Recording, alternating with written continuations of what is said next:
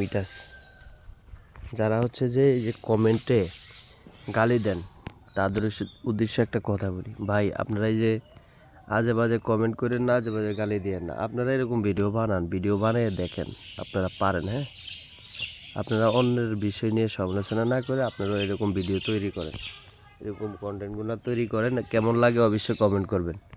আপনি যেরকম পারেন এরকম দেন। আপনি আরেকজনের ভিডিও নিয়ে সমালোচনা কেন করবেন ভাই?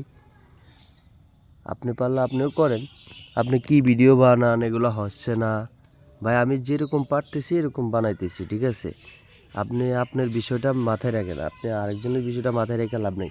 এই দেখেন দরজাটা অনেক সুন্দর এবং এই রাস্তাটা অনেক সুন্দর। এগুলো রাস্তা হবে, যদিও সরকার চেঞ্জ হওয়ার পরে আশা করা যায়। ওই পাশে কালভার্ট আছে, আগের সরকার থাকাকালীন যে কালভার্ট করছে এখানে, এই যে কালভার্ট। এই সরকার আসছে যেহেতু একটা কিছু হওয়ার সম্ভাবনা বেশি। রাস্তা এটা আমাদের দরজা। এই পাশে স্কুলে দেখেন, স্কুল, সব কিছুই আছে। ভালো থাকবেন।